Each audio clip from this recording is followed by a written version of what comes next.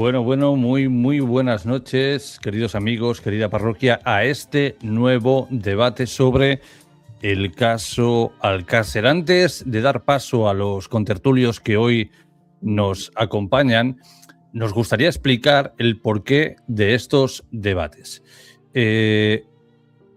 Como bien sabéis, el miércoles Daniel Fernández estuvo con nosotros exponiéndonos su trabajo de investigación sobre el doble enterramiento en el crimen de Alcácer, y llega un momento en el que tenemos que estar tan pendientes de la información que él nos ofrece en esta pequeña habitación, como decimos nosotros, que no podemos estar pendientes tanto como quisiéramos de los comentarios de algunos de vosotros, de lo que opináis, y es por eso que decidimos hacer un directo con el invitado principal y luego hacer un segundo directo haciendo este tipo de debates donde vosotros que estáis al otro lado nos planteáis las preguntas que os quedaron en el tintero, o bien intervenís, como van a hacer dos personas esta noche, y entre los cuatro comentamos lo que ocurrió el miércoles, si ha dado un giro el caso o no ha dado un giro, en qué punto estamos ahora mismo.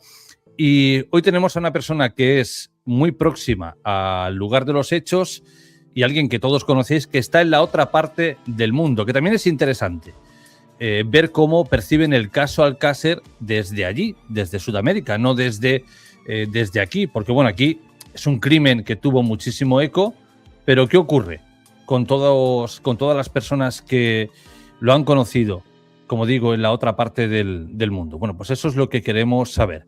Antes de nada, gracias a los que estáis en directo, gracias a los que nos veréis después tranquilamente, gracias también a todos esos foreros que semana tras semana, cuando hemos hecho algún directo de Alcácer, se preocupan tanto de argumentar lo que aquí exponemos o de criticar o de sacar muchos defectos. Sigo esperando que vosotros también saquéis algo, que tengáis los bemoles que tuvo Daniel Fernández de poneros delante de una cámara, exponer vuestros argumentos con fotografías, con pruebas, con hechos y no solo con palabras, porque hasta el momento solo tenemos lo que escribís, pero nunca vemos nada. Entonces, bueno, a lo mejor sería bueno que cambiáramos las tornas y que nosotros nos sentáramos detrás de una pantalla, vosotros os pusierais enfrente de una cámara, expusierais vuestro material y que permitierais que, por una vez, nosotros critiquemos vuestro trabajo, que seguro que también será muy interesante, pero habrán cosas que afilar. Pero bueno, dicho todo esto, y que no se me olvide, también dar las gracias a Will House, porque está siempre detrás de la edición de nuestras intros, de los vídeos, y siempre se nos pasa agradecerle el trabajo que hace semana tras semana. Así que desde aquí, Will, gracias, y os recomendamos a todos que paséis también por su canal. Y ahora sí, dicho esto, Hugo, bienvenido. Pues bien hallado, Jorge, sí, oye, a ver, yo también tengo ganas de descubrir alguna cosilla nueva, porque siempre lo que sacamos, o ya lo sabía todo el mundo, o ya tenían pruebas, o ya tal, bueno, oye, pues bueno sería que alguna vez también nos ilustrasen un poco, ¿no? Que tampoco decimos que nosotros tengamos la verdad absolutamente en todo, pero bueno, al menos sí que buenamente lo intentamos, Jorge, mejor, peor, habrá gente que le gustemos más, gente que le gustemos menos, lógicamente no se puede gustar a todo el mundo, pero bueno, oye, nosotros por lo menos eso, Jorge, lo intentamos con la mejor voluntad y la mejor intención. Pero bueno, ahí está, eso siempre va a estar ahí. Antes de dar paso, Hugo, a los dos contertulios que nos acompañan esta noche en este ratito, tú eras de los que creías que no hubo un segundo, sí que hubo un segundo enterramiento, pero tú nunca creíste que Alborache fuera la primera opción. No, fíjate, nunca lo pensé, y de hecho cuando lo comentamos, precisamente cuando reaccionamos a la entrevista de Miguel Ricard, reaccionamos prácticamente en crudo, por decirlo de alguna manera, el mismo día, a las pocas minutos de terminar. Yo siempre dije que esa era una de las partes que no me creía, dije, no, yo esto de Alborache no me lo creo. Pero bueno, al final uno, oye, tiene que comerse sus palabras y decir, pues sí, algo tuvo que pasar ahí, o no, o si no bien en la zona de Alborache, porque era algo que nos explicaba Daniel, que había más puntos, pero bueno, al final también nos comentaba que era todos en la zona de Alborache, que sí que había como un corredor así muy largo, pero que bueno, que más o menos todos los puntos estaban en aquella zona. Y esto, ya te digo, a mí me dejó bastante loco, el otro día lo de confirmar, que bueno, ya lo sabíamos, pero en parte yo sigo dándole vueltas a la cabeza y decir, ¿y por qué Alborache? Y a lo mejor quizá el lugar del crimen no fue donde pensamos que ocurrió, y sí fue todo en Alborache, que también lo dudo mucho, pero bueno, no sé, ahora me quedó a mí esa intriga que vamos a debatir hoy a lo mejor con el resto de invitados a ver qué opinan ellos. Bueno, sin duda yo creo que dimos un pequeñito paso más, ¿no? En este caso Alcácer. Que por cierto, el miércoles a las 10 volveremos a estar con Daniel, porque recordar que la investigación tenía dos partes. Las tierras, ¿vale? Para determinar el primer y el segundo enterramiento, podríamos decirlo así. Y la otra parte que era mediante fauna cadavérica, yo no soy muy técnico, quizá lo estoy explicando mal, determinar si se pudieron enterrar el día 6 en la Romana, no, qué pasó con esos cuerpos, pero eso será el miércoles a las 10. Volveremos a tener a Daniel aquí para explicarlo todo en profundidad. Como digo, Hugo, yo creo que se ha dado un pequeñito paso en adelante, que por cierto, también hay quien está argumentando por determinados sitios que esta información ya se sabía desde hace un montón de tiempo. Bueno, pues si todo el mundo sabía esta información, ¿por qué no la expusieron? ¿Por qué nadie lo contó? Porque vamos, aquí todo el mundo parece que la idea es intentar descubrir qué pasó aquel viernes 13. Todo el mundo tiene un montón de información, pero nadie la hace pública. Que nosotros también muchas veces nos hemos tenido que guardar cosas, pero vamos, decir ahora que esto se sabía desde hace más de 10 años y nadie lo había expuesto, dices, yo pues no sé, quizá deberíamos empezar a señalarte a ti con el dedo si tú tenías esto y te lo has estado callando hasta este momento, ¿no? Pero como digo, Hugo, un pequeñito paso, ¿no? A mi punto de ver, ¿eh? Sí. Yo por lo menos no, yo al menos si la había esa información, no la conocía. Que se puede haber especulaciones, sí, hombre, claro. Como lo que nos comentaba Daniel, fíjate que cuando todo el mundo viene a la mente las fluorescencias, que él también nos comentó, se asocia enseguida con la albufera, ¿sabes? Y ya nos dijo, mira, albufera, olvídate, porque eso es una capa súper actual y ahí no, de ninguna manera.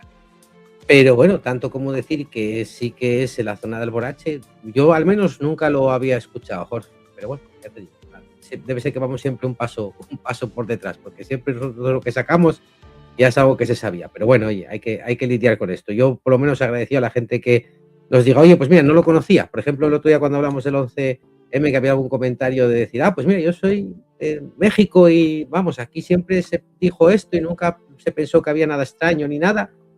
Entonces, bueno, yo la gente que nos diga, oye, pues mira, gracias por la información y enhorabuena por el trabajo de Dani y demás, porque eso, lo que tú decías, Jorge, no es trabajo nuestro, nosotros solamente hacemos el altavoz y agradecidos estamos de que nos dejen ser el altavoz de todos esos descubrimientos. Pero bueno, yo al menos lo que comentábamos, yo nunca lo había escuchado, pero bueno, si alguien tenía la información, pues mira, oye, mejor Y por aquí eso. nos comentaba yo, sí que eso hace 10 años que se sabe, que el autor dio varias entrevistas, yo no he visto ninguna, no digo que no. Pero vamos, pues si esto es así, yo no sé por qué había tantas dudas al respecto de Alborache y por qué todo el mundo salió en tropel cuando se hizo la última entrevista a Miguel Ricard y él afirmaba que había sido en Alborache y todo el mundo, no, es mentira, ahí no ha sido nada. Hombre, si ya se presentaron estos resultados, oye, pues qué menos que no sé, no, es algo que yo me acabo de perder, pero bueno. Pues sí. En definitiva, esto es lo que tenemos. Bueno, dicho esto, nada, 3 segundos y damos paso a nuestros contertulios. 3 segunditos, nada más y empezamos.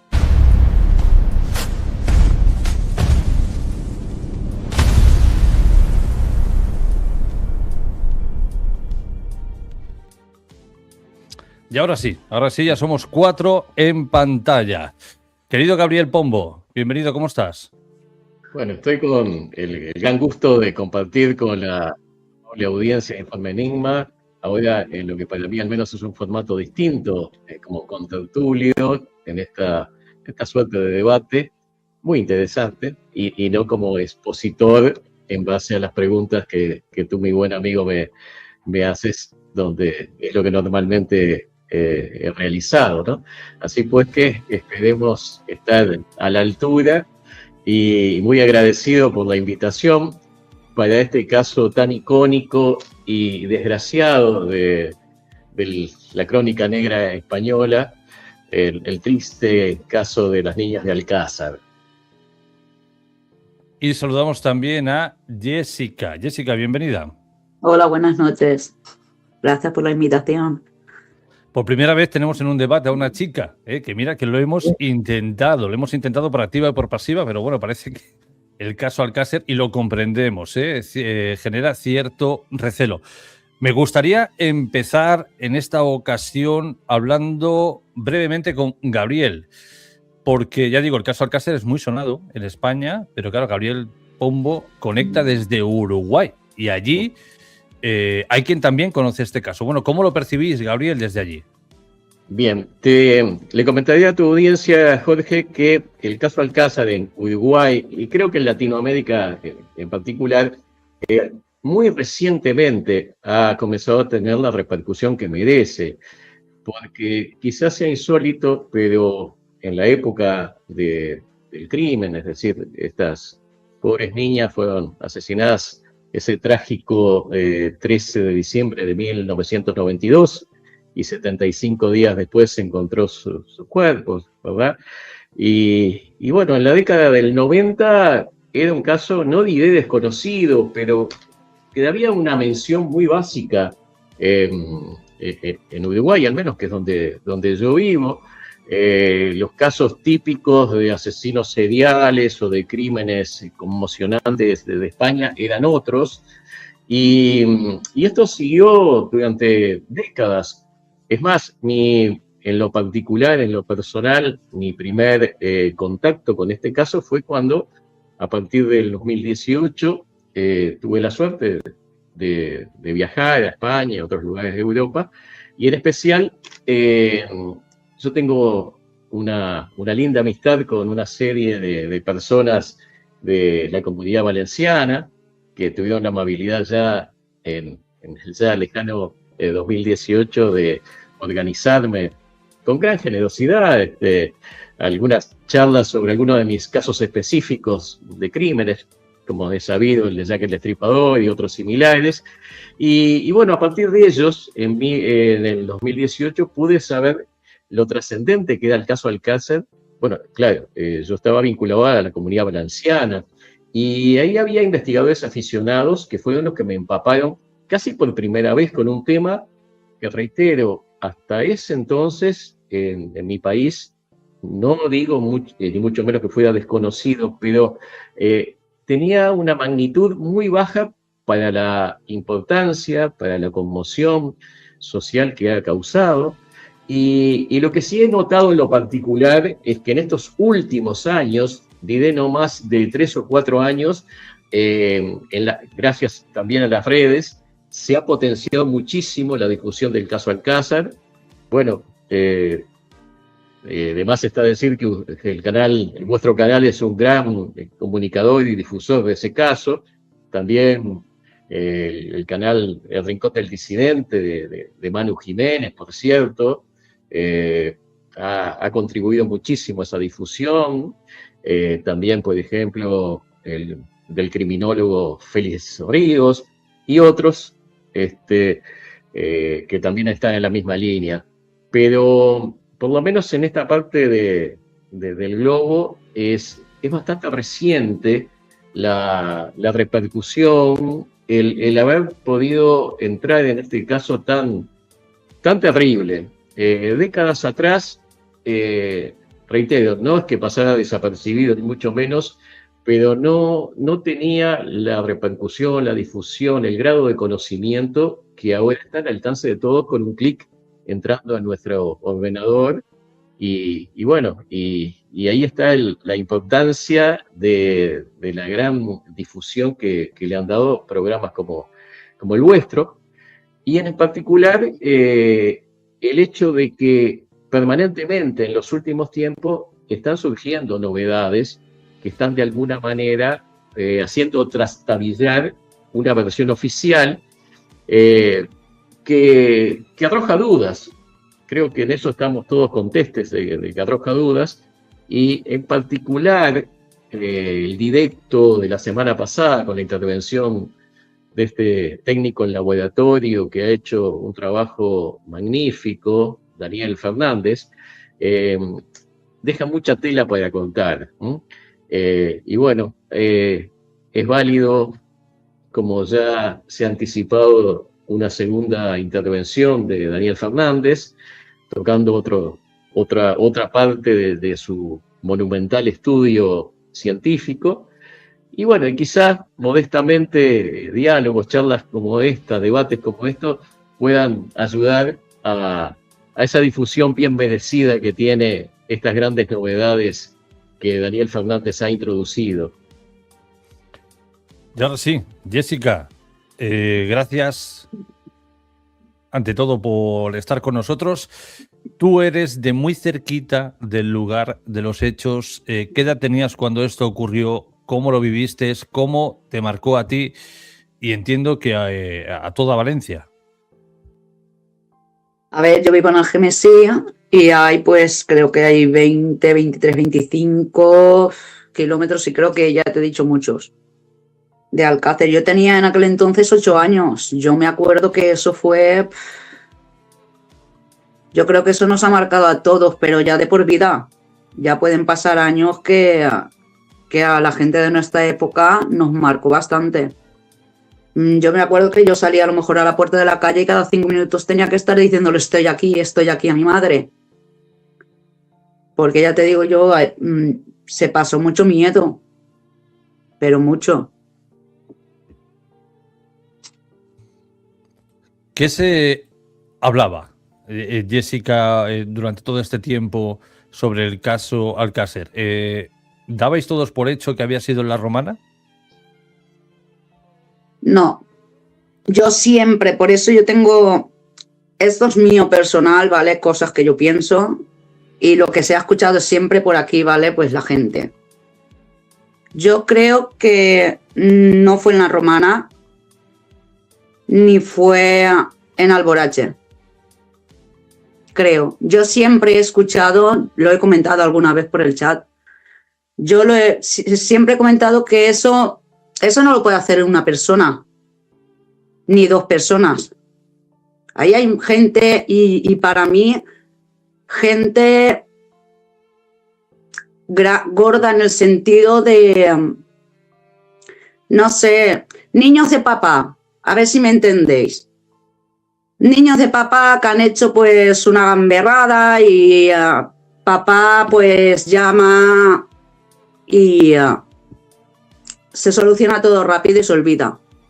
Porque para mí que desaparezcan todas las pruebas, ya sean de los 6 forenses, que ya sea de Fontela, yo lo veo muy raro, porque hoy en día con la tecnología que hay, avances y todo, hoy se podría saber todo perfectamente, desde el pelo, desde el trozo de telas.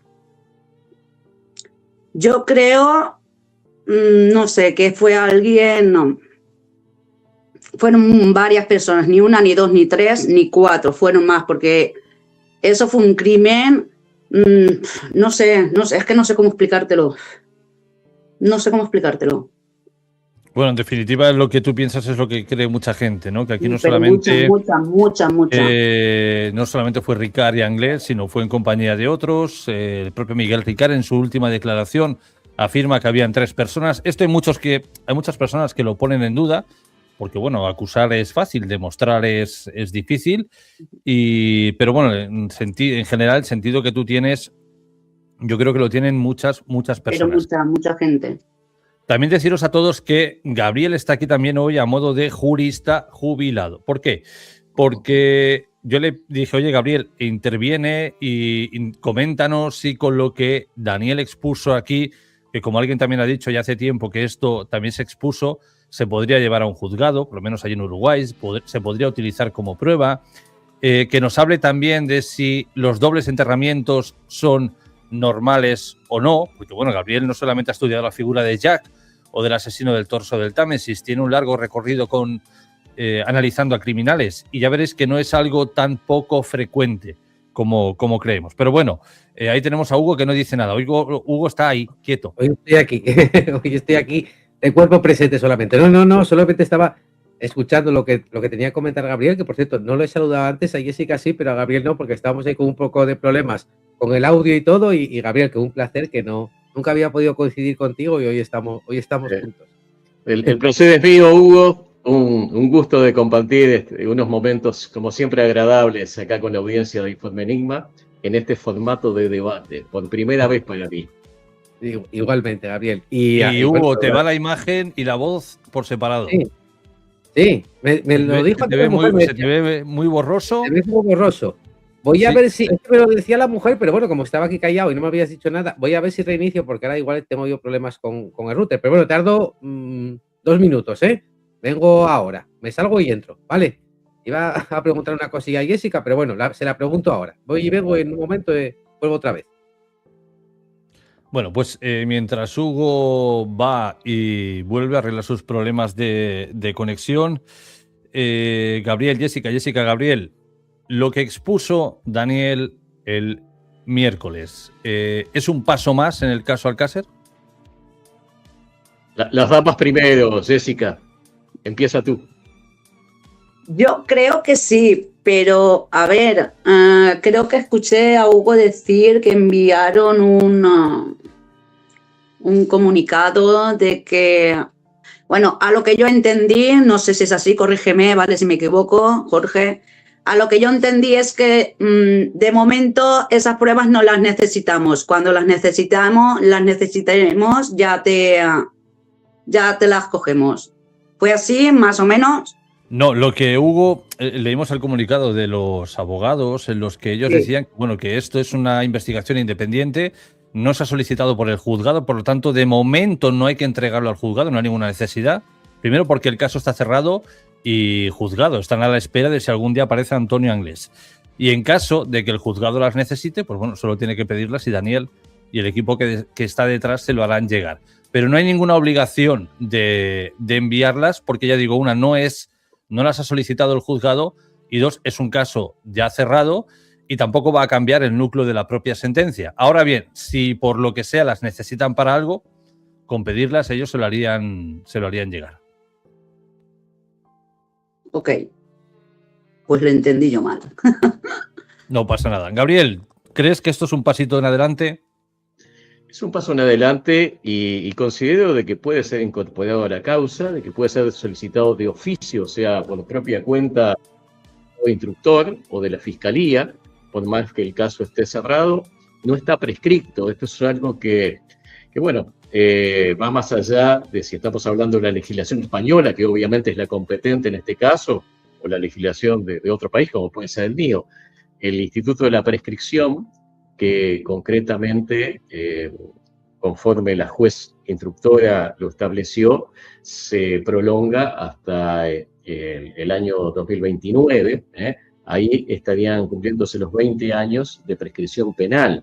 Posteriormente, al 2029, al determinado día concreto, lamentablemente la causa ahí sí va a estar concluida, vale decir que podría padecer, por ejemplo, a quien se considera el responsable principal, Antonio Anglés, a posteriori de esa fecha, y lamentablemente no se le va a poder hacer alguna atribución de carácter penal, por más evidente que sea su responsabilidad.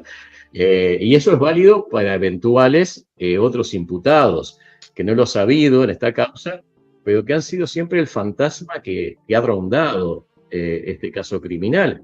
Bueno, no hay más que recordar que en el canal El Disidente de Manuel Jiménez, en una de sus últimas entrevistas con el único imputado, que fue Miguel Ricard vuelve a sacar a luz la teoría muy discutible de la existencia de 3 personas de cierta edad, de más de 50 años, que habrían actuado, que habrían ejecutado, habrían estado en el lugar de los hechos, cometiendo todo tipo de tropelías contra las pobres víctimas, y que serían los responsables principales. Ahora bien, eso nunca ha podido ser probado, pero lo que quería, ya que tú has tenido la amabilidad, Jorge, de llamarme, de solicitar una opinión de carácter legal, que sea universal, digamos, que no importe cuál sea la jurisdicción, en este caso la española, sino que pueda ser válido para otras jurisdicciones de otros lugares, es que hay que tener presente que en realidad a este terrible caso le quedan 3 años nada más de posibilidades de incorporar nuevas pruebas, de que se abran nuevas líneas de investigación que podrán, reitero, ser tomadas de oficio, o sea, por propia cuenta, por la Fiscalía, por el Juzgado de Instrucción actuante, o en base a solicitudes de la querella, de particulares, bueno, ni que hablar de los familiares de las víctimas. Pero quedan 3 años. Ojalá en este lapso tan breve, si consideramos el muy extenso periodo que ha pasado de este terrible caso, pueda llevarse la prueba necesaria que lleve al juicio a otros eventuales responsables que sigan ahí ocultos, o quien no quisiera que el principal criminal, que eso creo que no hay dudas, Antonio Anglés, pudiera ser detenido, apareciera. Ya sabemos de sobra que hay múltiples hipótesis, también se ha planteado mucho que ni siquiera esté vivo, pero bueno, existe la posibilidad de que lo esté y siga impune. Y bueno, qué mejor que en este lapso que todavía queda pudiera ser capturado, ser llevado a la justicia y pagar por sus terribles culpas, tanto él como algún otro eventual responsable. Eso es lo que puedo decir del plano jurídico. Y en cuanto a la excelente exposición de Daniel Fernández, el técnico en laboratorio, que yo creo que con un alto grado de certidumbre demuestra de que el primer enterramiento, efectivamente, como él lo ha manifestado, se llevó a cabo en el Corral de Alborache, porque toda la composición de la tierra adherida a los cadáveres de las víctimas así lo demuestra.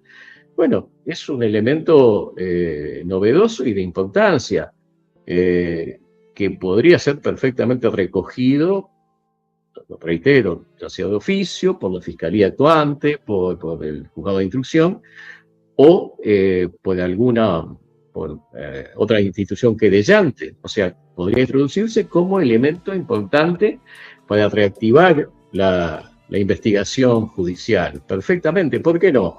Está, de alguna manera, con contundencia científica, atacando una versión oficial que también está en el legajo de la sentencia contra Ricard, ¿verdad? O sea, cambiaría radicalmente el punto de vista de que el enterramiento único fue en la fosa de la Romana, donde se encontraron 75 días después de su asesinato los cuerpos de las desdichadas niñas, y nos hablaría de un doble enterramiento, lo cual tiene una serie de connotaciones, y la posibilidad de que haya una participación de más de los 2 individuos que se les ha atribuido responsabilidad en este caso, cobra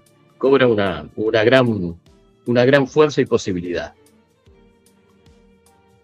Volví. Ahora ya se me ve bien y se me oye bien y todo, Jorge. Sí. Vale. Reinicié porque dije, a ver si es que esto me va mal. Y antes me quedé yo con la palabra un poco en la boca, perdonar, porque me iba un poco mal el internet. Ya está solucionado. De preguntarle a Jessica, que antes hablaba de lo que pensaba ella alrededor del crimen y demás, y me saltan unas preguntas a hacerte, Jessica. ¿Tú crees entonces que fue algo accidental, por decirlo de alguna manera, y luego se tapó? ¿O crees que fue algo premeditado que luego se tapó? Y sobre todo también, hablando de lo que estamos hablando ahora mismo, ¿tú creías en un segundo enterramiento, o tú lo del segundo enterramiento no lo creías, o qué opinabas al respecto? A ver, yo aquí estoy leyendo yo por el chat que ponen que he dicho una palabra gamberrada, ¿vale? He dicho no leas gamberrada. el chat, no leas el chat. No. Por no decir, Óbvialo. por no decir, ¿vale? Otra cosa, sí. Yo ya lo supuse, sí, pero bueno. Vale. A ver, yo creo que enterraran los 2 enterramientos que dicen, uno que fue en la Romana, que está claro, y el otro que está en Alborache, supuestamente, ¿vale? Por las pruebas que sacó Daniel, ¿era? Sí. Vale. Pertenece esa tierra ahí. Pero yo creo que ahí no hicieron. A lo que yo me refería a los niños de papá, ¿vale? Son para mí, gente de dinero, ¿vale? Gente de dinero, con influencias. ¿Sabéis por dónde voy? ¿Pero crees que fue algo accidental? ¿Crees que se les fue de las manos? Se les fue de las... iban a por ellas o fue... Yo creo que se les fue de las manos y luego pues llamarían a papá. Papá hablaría con sus contactos. Esos contactos supuestamente yo creo que llegarían a Ricard y a Antonio Anglés, supuestamente, porque ya te digo yo, no les veo yo, son dos kinkis, ¿me entiendes? Eran dos yonkis en aquella época. No veo yo que tuvieran, no sé cómo explicártelo. Yo creo que ellos, está muy bien. Yo creo que ellos no tuvieron nada que ver, creo yo. Que está muy bien el punto de vista de Jessica, que ya veis que es todo lo contrario a lo que opinamos Hugo y yo, y no pasa nada. Se tapan tantas cosas, Jorge, se tapan tantas cosas y estamos viendo todos los días en el telediario, unos tapándose a otros, ahora que si policías, que si tapan a otros, a otros. Yo siempre lo he dicho, echa la ley, echa la trampa, y amistades en esos círculos, amistades tienen muchos, y gente alta. Bueno, eso es lo que yo he pensado siempre. Bueno, es otro punto de vista y quizá con el tiempo y a medida que vayan surgiendo nuevas evidencias o nuevos análisis o nuevas investigaciones, sí, se puede cambiar. Siempre se está a tiempo, ¿no?, de cambiar de opinión. Sí, pero Jorge, si van saliendo pruebas, como es Dani, que lo ha hecho voluntariamente, aparte de su trabajo, van saliendo pruebas, pero no las acepta un juez porque ya está prescrito o está a punto de prescribir o el caso está cerrado. Por más que salgan, vamos a quedar igual. Sí, a ver, en este caso tampoco es que las tenga que admitir, porque tampoco las han pedido, ¿no? Y esto Gabriel sabe más que yo, aunque esté en Uruguay, pero sin duda lo que hace es que la opinión pública tenga ya una imagen distinta. De hecho, el otro día, Hugo y yo lo comentábamos fuera de micro al terminar el directo con Daniel, que muchas personas, como mínimo, se habían ido aquella noche con la duda. Algunos decían, ahora tengo dudas de dónde fue el primer lugar de enterramiento. Si por lo menos con el trabajo de Daniel y del grupo de investigación que está detrás se consigue cambiar la percepción de lo que cree la gente que fue el caso Alcácer, ya es un avance. De cara, yo creo que a la justicia poco o nada se va a poder hacer. A menos que esto, ya digo, esto tendría que ser un jurista quien lo cuente, si es que en algún lugar se encuentra un resto biológico. No lo sé. Yo aquí ya no entro en materia que no me toca. Pero quizás es para cambiar la opinión pública, para que lo que la gente cree del caso Alcácer, bueno, pues coja otro rumbo, ¿no? De cara al juzgado, poco o nada. Yo creo que la única prueba que les falta es si aparece Antonio Anglés vivo o muerto. A partir de ahí, poquito más creo yo que ellos van a poder aceptar. Digo, ¿eh? Yo creo lo mismo, pero bueno, no sé. Ya te digo, eso podrá saberlo mejor Gabriel que nosotros, pero bueno, lo acaba de exponer ahora mismo, que si al final un juzgado dice, oye, pues quiero echarle un vistazo a esas pruebas, oye, está en su derecho de solicitarlas y demás, todavía quedan más pruebas por salir, vamos a mirar el próximo día lo de la fauna cadavérica, que eso sí que nos puede llegar a apuntar un poco, porque bueno, claro, ya sabemos que en su momento los primeros forenses hicieron una limpieza y arrasaron con la fauna cadavérica, pero bueno, hay fotografías en las que se ven las larvas, una persona especializada como Daniel puede decir, oye, pues mira, este tipo de larva es de este insecto, por ese tamaño más o menos tiene X tiempo, y yo creo que lo que faltaría, a lo mejor, no sé también cómo opina Gabriel en esto, porque claro, si no hay juez mediante o no hay una cadena de custodia mediante, tampoco serviría a lo mejor de mucho, pero es un sitio que el Alborache, Gabriel, nunca se exploró, ¿sabes? Siempre se fue a la Romana y no se sabe qué puede encontrarse si mañana se dice, oye, pues vamos a mirar qué hay en Alborache. Yo creo que el tema de Alborache para mí se desvió cuando se encontraron los papelitos de la Seguridad Social de Enrique. Creo. Porque ya te digo yo que tú dejas ahí 4 papeles y están ahí tantos días, el papel lo coges y se deshace. Yo eso no me lo creo. Además, un papel de la Seguridad Social de aquella época, vamos, que no eran de mucha calidad y la tinta y todo, pero bueno, que no sé, que queda por explorar ahora, me refiero a día de hoy, no sé, pues a ver si se encontraría algo en Alborache. Pero claro, me imagino que tiene que haber un juez mediante, claro, si no, no serviría absolutamente de nada. Creo, no lo sé, a lo mejor si alguien va allí y encuentra algo, habría, a lo mejor puede servir o no, no lo sé, creo que no. Sí, a nivel judicial es sumamente difícil que se reabra la causa, incluso siquiera de que se considere de que hay una causal de interrupción de la prescripción, porque no olvidemos lo siguiente, para el sistema penal español son 20 años la prescripción penal y tendría que haber sido contado, en principio, teóricamente, desde el momento del crimen o, a lo sumo, desde los 75 días después. Se le fue la voz ahora. Sí, ¿me escuchas, perdón? Sí, hola. Ahora sí. Sí.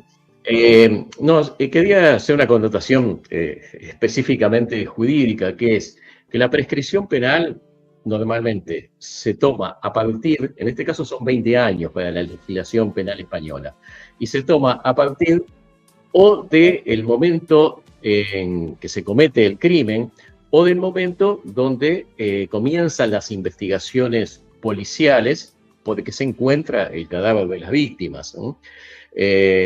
Pero serían 20 años desde allí. Como los distintos juzgados de instrucción que han actuado en la causa penal han entendido de que era trasladable, que se podía prorrogar el punto de partida del cómputo de la prescripción a partir de determinados estudios que se hicieron, determinadas, intervenciones judiciales, sobre todo vinculadas a el primer imputado, al único que se tuvo, que fue Miguel Ricard. Bueno, eso fue corriendo el plazo del comienzo de la prescripción de 20 años. Se la corrió hasta el año 2009, por lo cual, hoy por hoy, en forma ineluctable, terminaría en el 2029. Y ahí, desgraciadamente, sí se terminó todo. Así, un día después de eso, aparece Antonio Inglés y no se lo puede juzgar, no se lo puede castigar penalmente. Y lo mismo sería si apareciera un tercero que hubiera pruebas determinantes de que fue coautor de los crímenes.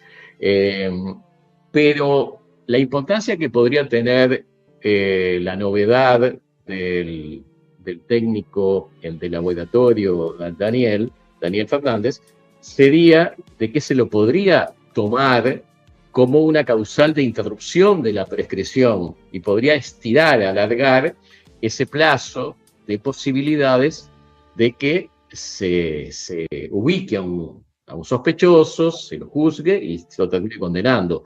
Pero para eso tiene que haber una decisión judicial que estas nuevas pruebas, esta hipótesis, que es importante, que mi modestísimo concepto como abogado perfectamente podría dar lugar a que se analizara dentro de la causa. ¿Por qué no? Porque está cambiando uno de los puntos fundamentales, que es lo que se daba por descontado, lo que fue parte de los fundamentos de la única sentencia que hubo contra Miguel Ricard, de que el primer y único lugar de enterramiento fue donde se encontró en la Romana los cadáveres de las chicas.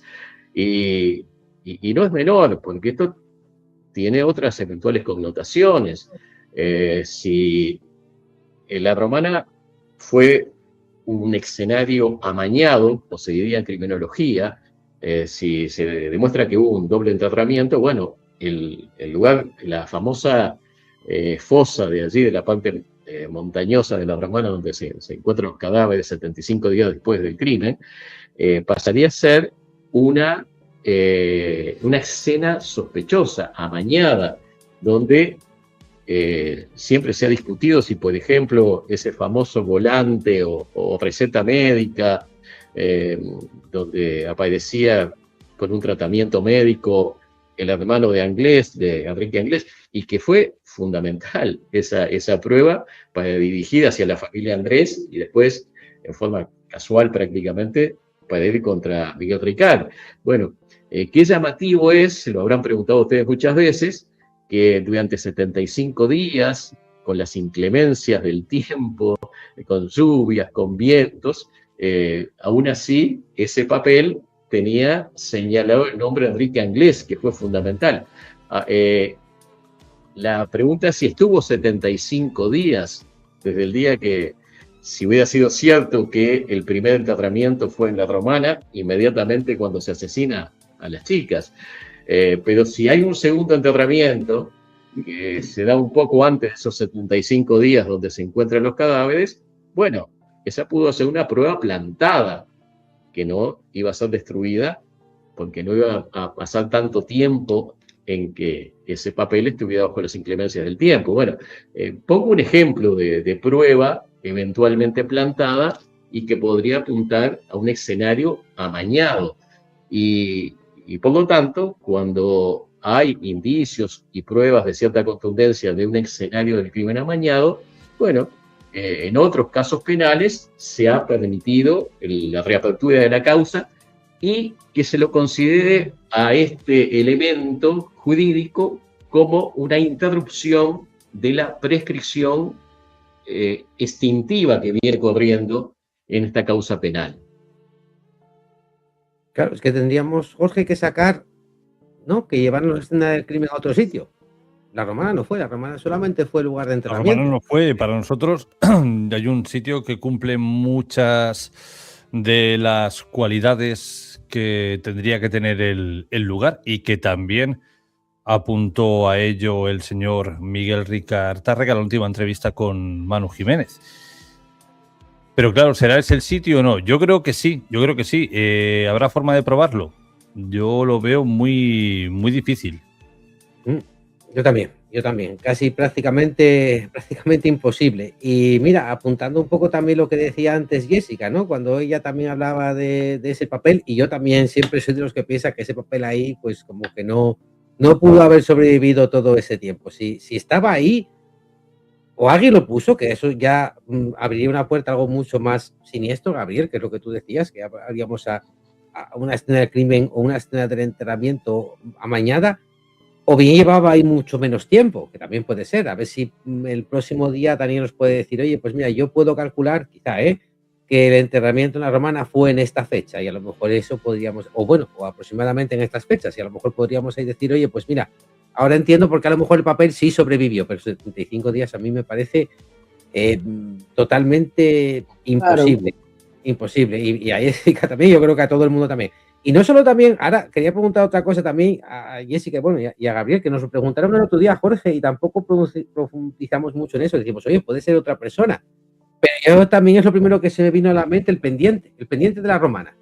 ¿Sabes? Ese pendiente que había que las familias identificaron como que era de Miriam. Y no sé, hombre, al final es un aro, un pendiente, ¿no? Tampoco es a lo mejor un pendiente muy característico, habría que a lo mejor ver ese pendiente. Pero eso, lo que más o menos vinimos a apuntar el otro día, que yo creo que era algo que más o menos sabía todo el mundo, eso sí, bueno, no se sabía, pero bueno, se intuía, es que en la Romana no ocurrió. ¿Dónde ocurrió entonces? Pues que eso abre un montón de posibilidades, abre desde... Mira, el otro día, por ejemplo, Jorge lo comentaba con un amigo que había visto el directo y me decía, claro, es que yo, para mí, sigo pensando que eso fue en un chalet de gente, por ejemplo, que pensaba dinero. Jessica, bueno, que te responda Jessica, a ver qué creen ellos allí, o su grupo de confianza, sí. ¿Qué han pensado siempre? Si eso pudo ocurrir en la Romana, ahora yo creo que ya tenemos claro que no, si esto pasó en un chalet. Jessica, ¿vosotros qué hablabais? ¿Qué comentabais? ¿Dónde creéis, por especular, que pudo suceder? Yo creo que pasó en un chalet o urbanización, ya te digo yo, de gente de dinero. Urbanizaciones privadas. ¿Vosotros no os acordáis de que el padre, creo que era de Miriam, fue con muchos periodistas a una urbanización porque le dijeron que ahí hacían fiestas y todo eso? Pues tipo, no digo exacto que sea ese sitio, pero una cosa así parecida. Pero yo creo que ni fue en la Romana ni fue en el otro sitio. Creo yo, Fue en otro sitio, allí hicieron lo que hicieron y luego ya llamaron a estos dos y los dos fueron, recogieron, que luego ellos ya hicieran algo a las niñas y luego ya pues le pegaran el tiro y las enterraran. Eso ya es otra cosa. Pero yo creo que ellos directamente, creo que no fueron los que le hicieron eso a las niñas. Creo yo, ¿eh? Yo y mucha gente. ¿Tú, Jessica, llegaste a conocer Color o ya...? Yo no, yo era muy pequeña, yo tenía 8 años. Mi marido sí. Sí. Mi marido sí que iba, que ya os contaré unas cositas. Sí, joder, ahora nos dejaste intrigados. Pero no, claro, es que tampoco sé cuándo cerró Color. Color debió cerrar poco después, ¿no? De ocurrir lo que pasó. No lo sé en qué año exactamente, pero creo que... No lo sé, yo era muy pequeña, yo tenía 8 años. Mi marido es un poquito más mayor y él sí que frecuentaba Color y todas las discotecas de por ahí alrededor. Hoy estamos aquí para hablar de el doble enterramiento y de lo que Daniel Fernández mostró el miércoles anterior.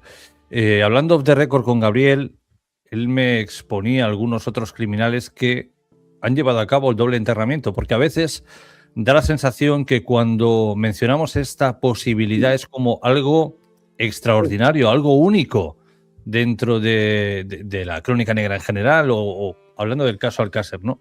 Y Gabriel me decía, no es algo tan fuera de lo normal. Quizá nosotros aquí no estamos acostumbrados a verlo con tanta frecuencia, pero analizando crímenes y criminales, Gabriel me afirmaba, es más común de lo que creemos, ¿no, Gabriel?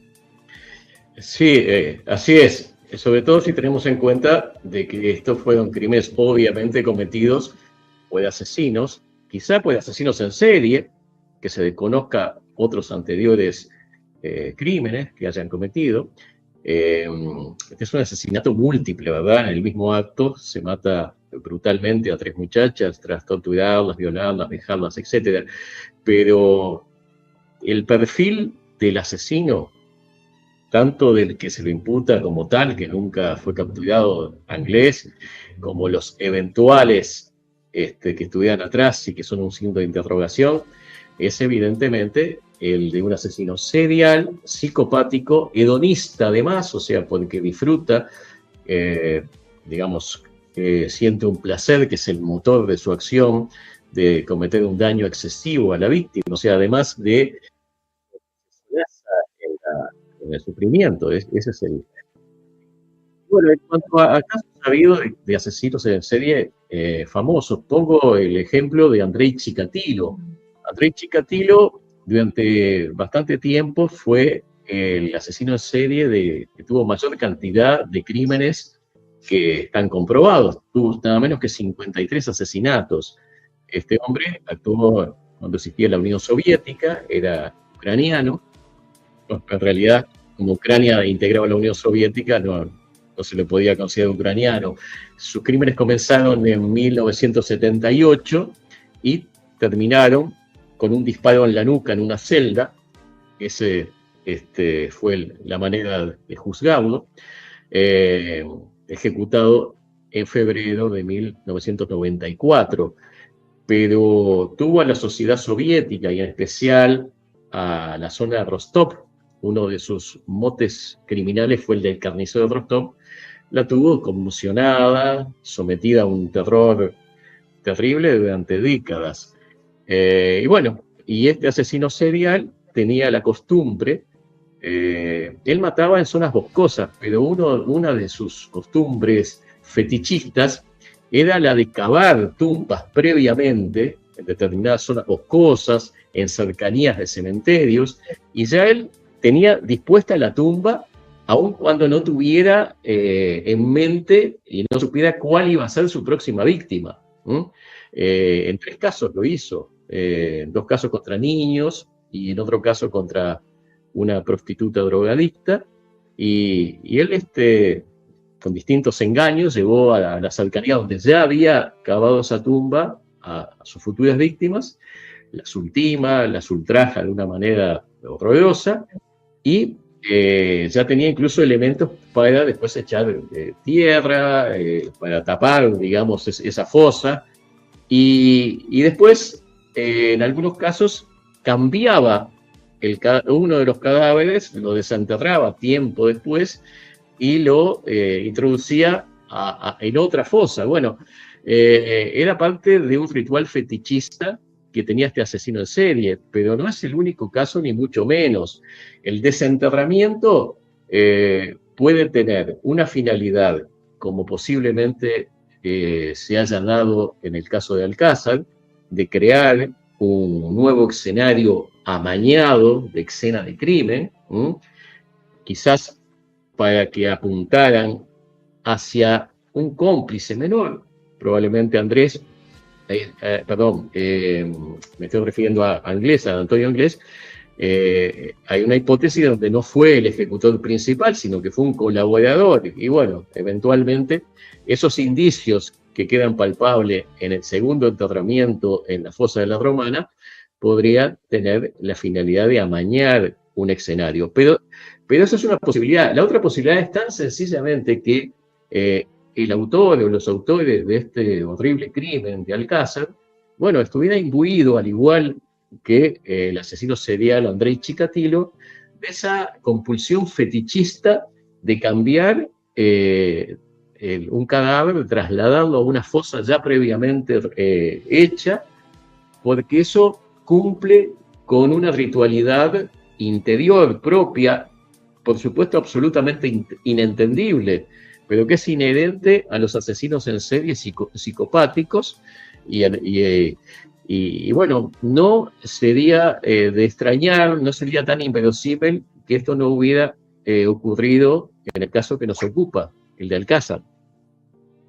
Por aquí nos preguntaban, ¿es posible cribar la tierra de Alborache? Dani responderá a eso el miércoles, pero vamos, yo diría que Alborache, Hugo, corrígeme si me equivoco, tiene propietario. Es decir, todos esos sitios al final son tierra de alguien. Para hacer algo allí yo creo que se tendría que pedir un permiso, pero yo no lo sé seguro, y también desde aquí animamos a que nadie vaya allí a hacer nada ahora, ni aquí ni a ningún lugar, porque luego esto puede tener problemas, esto puede llevar a circunstancias que no tendrían que ocurrir. Ya digo, desde aquí, si alguien tiene que hacer algo allí, que sean las personas que sepan y como toque. Pero hombre, no lo sé. Sinceramente, yo espero que Daniel pueda responder al tema de cribar la tierra de Alborache. Pero tú, Hugo, en aquel momento cuando ocurrió todo esto, porque de hecho conocemos una anécdota en la que uno de los propietarios se encontró con Anglés, hubo una discusión, hubieron unas amenazas, con lo cual había propietario en aquel momento. ¿Tú conoces si ahora hay alguien detrás? Imagino que los terrenos son dueños de alguien, pero bueno. A día de hoy no, mira, no lo había pensado, a ver si podemos echar un vistazo a lo mejor a Catastro, que es así público. En aquella época sí, en aquella época tenía además un dueño que lo había vendido, que además hablamos de algo extraño que había ocurrido con aquel dueño en el juicio, lo que contaba él, bueno, el exdueño. Hay que recordar que en el juicio cuenta que él sí que se acordaba de haber visto por ahí a Miguel Ricard y a Antonio Anglés y algunas personas más por allí por el Corral de Alborache, y que poquito antes del crimen él ve una persona allí de pelo blanco hablando con quien cree que es Antonio Anglés, y luego después ya no los vuelve a ver más. Pero esa persona era el expropietario, se lo había vendido hacía poquito a otro, pero a día de hoy no sé cómo estará el sitio, si tendrá propietario, si no tengo, ahí sí que me pillas, Jorge, tendríamos que mirar, aunque sea por curiosidad, solamente. Mira, Josi nos dice que sí que tienen propietario, que los dos sitios son terrenos privados. Bueno, pues entiendo que para poder hacer algo allí habría primero que contactar con el propietario del lugar. Jessica, ¿vosotros alguna vez habéis visitado Alborache? ¿Habéis visitado la Romana? ¿Habéis permanecido al margen? Yo he permanecido al margen porque a mí me causa mucho respeto. Yo puedo hablar del tema y todo lo que quieras, pero yo ni nunca he ido al cementerio de Alcázar, ni nunca he ido a la Romana, ni nunca. ¿Que me gustaría ir? Sí, me gustaría ir. Por curiosidad, más que nada. Pero ya te digo yo, por respeto, no he ido nunca. ¿Que me gustaría? Sí. Pero no sé, seguiré. Y tú que eres de aquella zona, Jessica, ¿cómo recuerdas tú aquellos años, los años 90? ¿Eran muy chungos en Valencia, o a lo mejor tenemos una idea de que sí que eran chungos me refiero, ¿sabes lo que te quiero decir? ¿No? Que se movía mucha droga, que se movía mucha fiesta, que se movía, o a lo mejor, igual lo tenemos muy mitificado y a lo mejor Valencia en los 90 no era para tanto, o sí lo era. No sé, A ver. claro, pequeñita, decías, yo era pequeñita, pero no sé cómo Claro, yo tenía 8 años, yo con 8 años no me iba de fiesta ni me iba a discotecas. Pero bueno, no sé cómo, yo recuerdo a que ver, soy un pueblo pequeño que, con la droga, y era un pueblo pequeño época de droga ha habido, yo creo que siempre, y lo siga habiendo. Vayas donde vayas, siempre. Yo creo que ahora hay más de lo que había antes. Sí. Yo creo que sí, creo. Antes estaban los cuatro junkies, kinkies, que son hijos que los conoces de toda la vida, que a lo mejor han caído ahí por desgracia. Pero ya está, yo no he visto así tanta. También te digo, yo tenía 8 años. Ahora, si me dices cuando ya salía con 14, 15, 16, pues se movían cosas ilegales. Pero peor ahora todavía, ¿no? Yo creo que es ahora mucho peor. Yo cuando a lo mejor veo a alguien, yo lo veo y digo, madre mía, de lo que antes era a lo que es ahora, digo, parecen zombies. Pues no sé, no es lo mismo antes que ahora. Os voy leyendo en el chat y muchos quieren saber el paradero de Antonio Anglés o si hay datos exactos en Alborache de dónde ocurrió todo eso. Esos datos no van a trascender, ya os lo vaticinamos que eso es algo que no puede trascender. Las autoridades, si alguien necesita, pues bueno, ya eso es otro cantar, pero de momento eso es una información que no se hará pública. Dicho esto, Gabriel, tú como jurista jubilado, 2029-2026, quedan 3 años. ¿Crees que aparecerán en estos 3 años alguna prueba del paradero del señor Antonio Anglés, vivo o muerto? Ojalá, ¿verdad? Es lo que todos los que estamos sensibilizados por este terrible caso. Un momento, Gabriel, se te va la voz. Sí, hola. Ahora está un poco mejor. Decía que, por supuesto, todos aquellos que estamos sensibilizados con el terrible caso de la niña de Alcázar, queremos que se haga justicia, aunque sea tardía. Y Antonio Anglés, digamos, es muy difícil que no haya tenido alguna participación, por supuesto, aún en aquellas hipótesis donde se le puede atribuir una participación menor y ser un colaborador de los pervertidos o de los asesinos que no han salido a luz, pero su culpabilidad es evidente, y del mismo modo que estuvo bien castigado durante décadas en la cárcel Miguel Ricard, encontrar a Antonio Anglés sería fundamental. No solo sería fundamental para aplicarle el castigo judicial correspondiente, sino por lo que él pudiera aportarle datos y despejar estas dudas y, en definitiva, denunciar a aquellas personas que podían estar detrás de esto, o no. Porque la pieza clave está allí, está en la captura, la localización de Antonio Anglés, o también, en definitiva, en llegar a la conclusión, pero terminante, que la persona falleció. Pero salir de esta situación de incertidumbre, que además es agobiante para los familiares de las víctimas, para todos los que han sido cercanos a este caso, creo incluso para investigadores que se han tomado con tanto amor propio como Hugo y como tú, y bueno, mencioné algunos, pero no quiero ser, digamos, dejar fuera otros muy meritorios. Mencioné, por ejemplo, a tu homónimo Félix Ríos, ni que hablar a Manu Jiménez. Bueno, ¿qué más quisieran ustedes, sin duda, de que se hiciera mínimamente justicia encontrando a ese individuo? Pero lo único que puedo decir de una posición jurídica es que solamente quedan 3 años y que ese lapso podría extenderse si la justicia considera de que se pueden agregar nuevas pruebas para cambiar la versión oficial y podría darse una causa de suspensión del plazo de prescripción, por ejemplo, incorporando estos estudios excelentes, magníficos de Daniel Fernández, que cualquiera que lo mida objetivamente coincide con él, de que efectivamente tuvo que haber un enterramiento previo y que el corral de Alhuelache fue el punto de enterramiento, por toda la composición de las tierras encontradas en los cadáveres de las víctimas.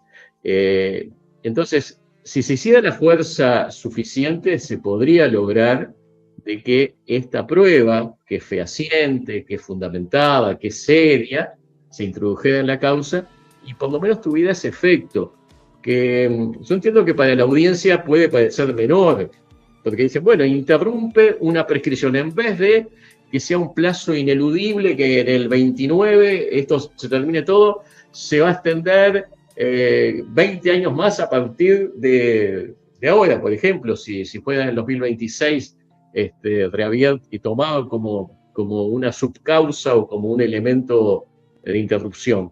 Bueno, no es menor, daría un plazo mucho mayor. Nadie puede, obviamente, conocer el futuro, pero 3 años termina siendo muy poco tiempo y termina acotando las posibilidades de que se haga verdadera justicia. Y ojalá, en este triste caso de las niñas de Alcázar, no se verifique, como tantas veces ha sucedido, esa máxima del gran forense francés Edmond Locard, de que el tiempo que pasa es la verdad que huye. Ojalá, a diferencia de otros casos criminales, no suceda así y no sea aplicable esa máxima. Ojalá el tiempo que pase no termine espantando y anulando totalmente la posibilidad de la verdad y de la justicia. Vamos a ir llegando al final de nuestra charla. Gabriel, te lanzaban por aquí una pregunta, yo creo que es interesante ya que, pero bueno, os la lanzo a los dos, aunque me gustaría, Gabriel, que empezaras tú a responder. Sobre la fuga de Antonio Anglés. Para alguien que ve el caso desde la otra parte del mundo, desde Uruguay, si no analizas en detalle, si no coges documentos, si no ves nada y te cuentan esta fuga que salta por una ventana, que cruza todo el país, que embarca en un barco y que la última vez que lo ven es en Irlanda, ¿tú crees que esto pudo suceder, Gabriel? Es un escenario rocambolesco, totalmente estrafalario, y bueno, creo que estamos todos de acuerdo de que hay una gran dosis de fantasía. Si la fuga comenzó a principiarse, no tuvo los ribetes que han salido en la prensa, con todo ese color mediático, y también hay algo más allá de la fuga que es sumamente llamativo y que a uno le hace pensar de que los dos implicados principales, Ricard y Antonio Anglés, quizás su responsabilidad, que sin duda la tuvieron, pero no fue la principal. ¿Y cuál es? Caramba, 75 días demoró en encontrarse los cuerpos. Vaya que tuvieron tiempo ambos personajes para irse de ahí, para evadirse. Si Antonio Anglés demostró que tenía esas capacidades casi sobrehumanas para escapar y burlar a tantos perseguidores, ¿por qué tuvo que esperar que llegara a la casa de su familia la Guardia Civil, ¿verdad? O sea, si realmente era el culpable principal, además se trataba de un delincuente ducho, que sabía lo que le esperaba, ¿por qué esperó tanto? Y después está la personalidad del otro, del único imputado, de Miguel Ricard, y creo que todos coincidimos en que más allá de la culpabilidad o no, o el grado de culpabilidad que haya tenido en esta situación, estamos ante una personalidad, un individuo que está imbuido de un afán mediático, sensacionalista, y bueno, y por supuesto es un mitómano, eso ni que hablar. Pero me hace acordar, Miguel Ricard, a tantos individuos, no necesariamente criminales, que se autoinculpaban. Ha habido crímenes horribles. Me viene a la mente el de la Dalia Negra en el año 47, Elizabeth York, en Los Ángeles. Un crimen monstruoso, se encuentra el cadáver de una joven actriz de 22 años mutilado de una manera espantosa, y insólitamente hubo mucha gente que se autoinculpó, y uno lo piensa con sentido común, pero es imposible. ¿Quién se va a atribuir algo tan monstruoso y con el riesgo, obviamente, de ser condenado y de pasar largos años de prisión, si no es el responsable real? Y bueno, y sin embargo, ha habido individuos, no necesariamente criminales, pero que tienen esa compulsión, que es la misma compulsión que yo noto en Miguel Ricard, lo cual no quiere decir, por supuesto, que Miguel Ricard no haya participado.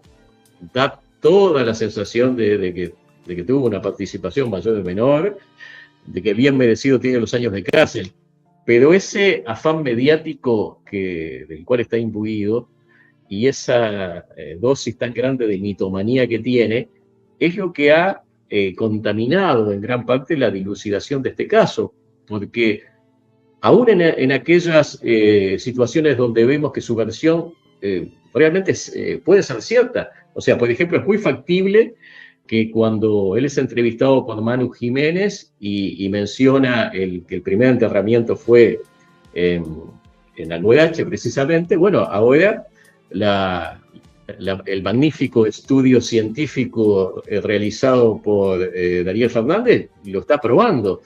Pero, ¿qué sucede? Como estamos ante un mentiroso contumaz, un mitómano compulsivo, eso desluce mucho. Y claro, yo me pongo también en el lugar del juez o la juez instructora del caso.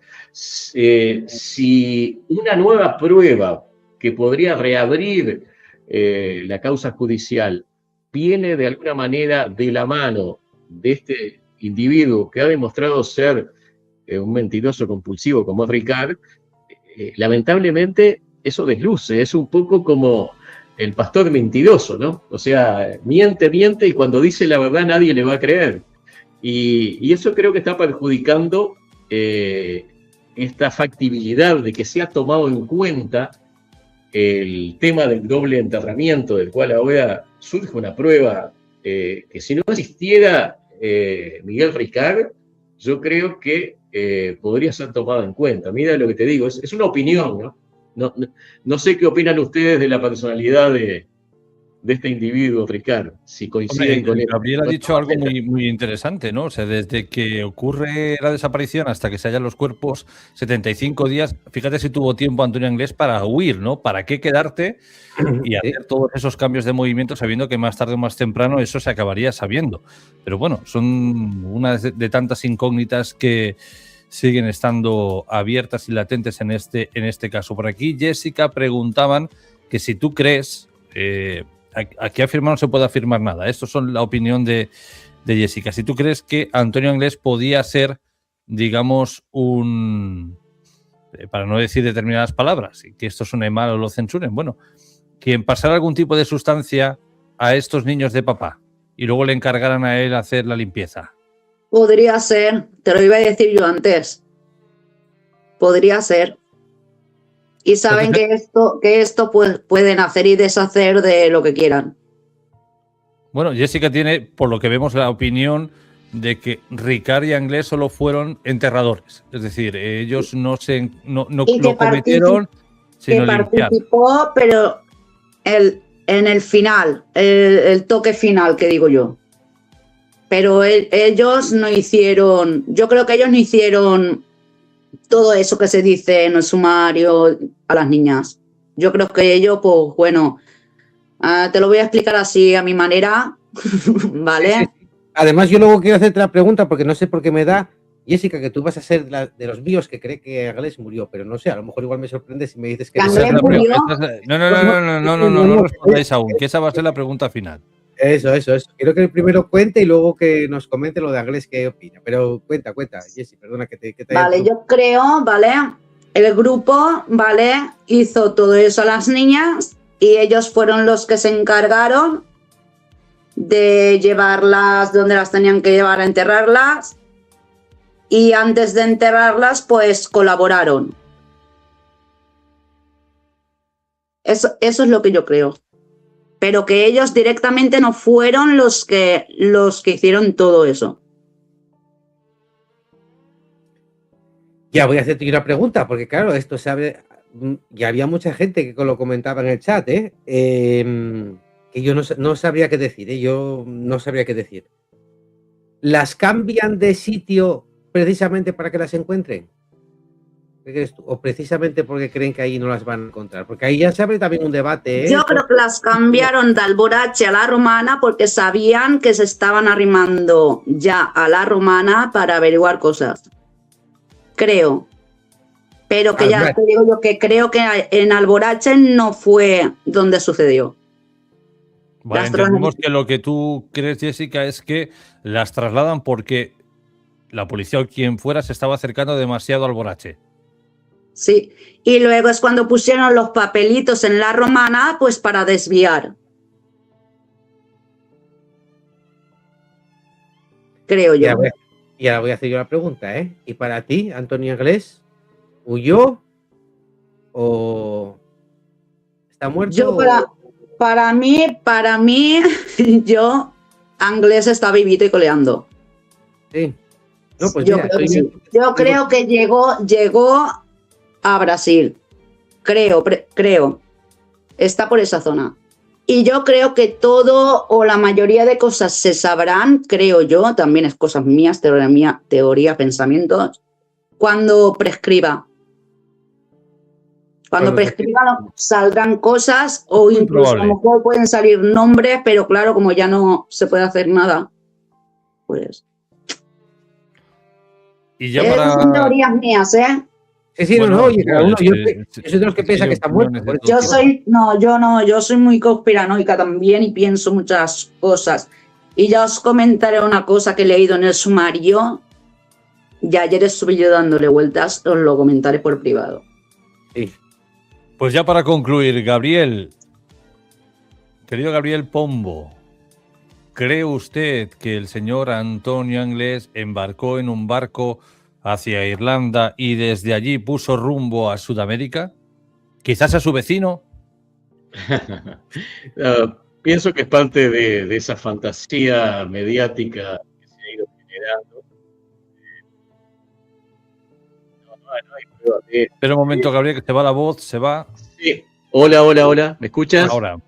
Sí. Bueno, decía que considero que es parte de la fantasía y de todo el circo mediático de que se ha llevado a cabo respecto de la fuga de Anglés, de ponerlo como no como se puede, un antihéroe, pero con poderes casi mágicos para huir, para burlar a las autoridades, para tirarse en medio del mar y que no le pase nada. O sea, ¿qué pasa? Al público nos gusta en realidad las cosas sensacionales y sensacionalistas. Y bueno, y acá esa beta la han aprovechado con un individuo que, al igual que Ricard, y esta es solo una opinión, y acá coincido en parte con Jessica, tienen más el perfil de un captador, por ejemplo, de estas pobres chicas, facilitador en el sentido de que las chicas hacían autostop y subieron voluntariamente a un coche, bueno, de alguien que conocían. Estamos hablando de un pueblo, estamos hablando de 1992, donde la gente no era tan desconfiada también. Entonces, el mero hecho de conocer, aunque sea de vista, a un vecino, bueno, era suficiente para no sospechar que iban a ser violentadas y subirse a ese vehículo. Y bueno, ese es el perfil de captación, digamos, que pueden haber tenido. Y este caso me hace acordar a otros, por ejemplo, el trágico caso en Catamarca de María Soledad, donde ahí sí hubo un captador que era un hombre bastante mayor que ella, era una adolescente también, que la entrega a un grupo de jóvenes depravados de la aristocracia local. ahí por suerte se hizo justicia y cayeron todos y bueno, y purgaron largas penas de prisión. No sucedió en este caso, y si repasamos un poco la historia criminal, hay situaciones donde da toda la sensación de que atrás habían los verdaderos culpables, eran los clientes de clase alta que pagaban por la entrega de esas víctimas. Por ejemplo, el caso del asesino Gordon Norcott, que aquellos que recuerden la película donde trabaja Angelina Jolie, que se llamó El Sustituto en Latinoamérica, y creo que El Intercambio en España, bueno, ese es un caso real. Es verdad que había un depravado granjero que captaba niños y los asesinaba, los sometía a vejámenes, pero también siempre estuvo el concepto de que en realidad los vendía a clientes depravados de la alta sociedad. Pero ¿qué sucedió? No cayeron nunca esos clientes que estaban ocultos, pero que éramos pocos que existían y que eran tan o más responsables que el que termina siendo ejecutado. Y si nos vamos más atrás en el tiempo, y algo que es muy conocido por ustedes en España, bueno, la vampira de Barcelona, ¿verdad? Enriqueta Martí, también siempre se dijo que ella era una operadora, una captadora de víctimas para determinados clientes. Raramente, por desgracia, y así lo muestra la historia de la criminología, esos culpables salen a luz y reciben el castigo, el merecido castigo. Ojalá, Dios mediante, haya una excepción en el triste caso de Alcázar y aparezcan. Si es que existen. Estamos especulando, pero bueno, estamos en un formato de debate, de discusión, donde es lícito opinar. También entiendo de que para la versión oficial los únicos responsables son estos dos sujetos malnacidos, sin duda, porque no se puede atenuar la terrible responsabilidad que han tenido Miguel Ricard y Antonio Anglés. Ahora sí, para terminar, Gabriel, por aquí Josi nos hacía una pregunta muy interesante, concretamente para ti. ¿Eres consciente que en Montevideo hubo búsqueda policial de Antonio Anglés extensa y que hace poco se volvió a buscar en Cava? Mira, ¿se escucha? Hola. Sí. Escucha.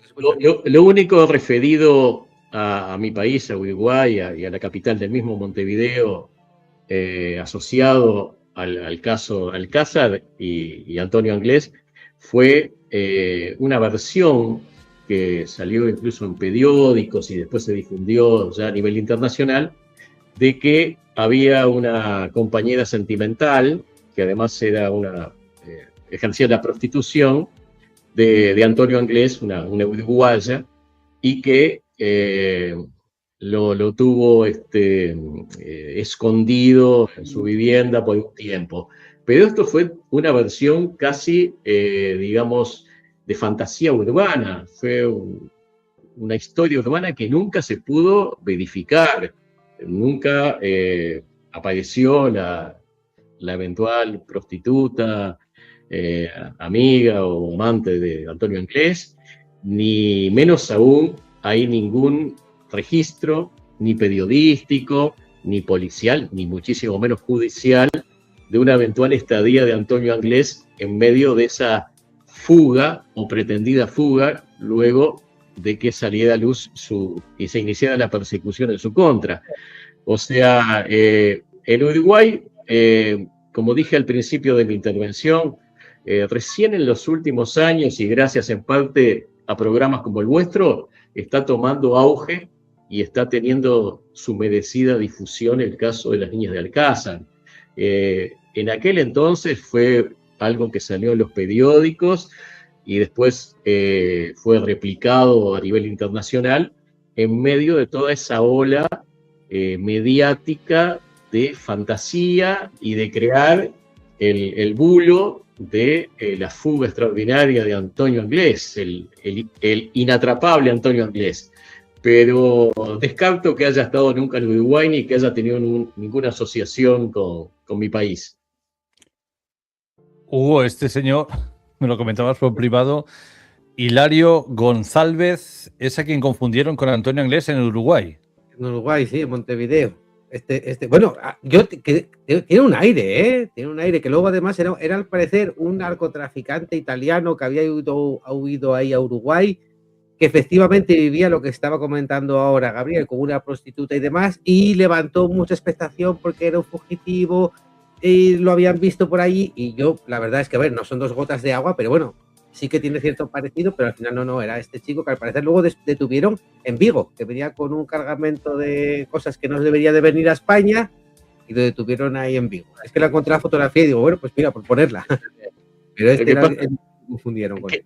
Que como no colaba la historieta de que Anglés había estado acá protegido por una prostituta, bueno, le encontraron una segunda parte asociándolo a este sujeto, que obviamente tampoco tiene nada que ver con el caso de Anglés. Forman parte de esos coloridos que se le dan a los distintos bulos que a nivel mediático van saliendo para mantener vivo una fantasía, ¿no? Incluso en lo personal no lo ubico demasiado. Había escuchado de este personaje, por primera vez lo estoy viendo, y creo que tampoco es uruguayo, siquiera, hasta donde sé. No, era italiano, creo. Era italiano, exactamente. Pero bueno, en Uruguay, al igual que en todo el mundo, no estamos exentos de delincuentes y de que recalen, vengan de otros lados. Pero Antonio Anglés realmente no creo que tenga ninguna asociación con Uruguay, ni siquiera con Sudamérica. Se ha hablado con más insistencia en Brasil, como comentó Hugo hace un momento, pero siempre estamos en el plano de la especulación. Y es lamentable que así haya sido, porque aunque Antonio Anglés no haya sido el monstruo principal, sino un captador, un colaborador, sin duda es alguien que sabe mucho. Quizás sabe bastante más que Ricard. Y su captura podría ser importantísimo para descubrirse otras aristas de este misterio.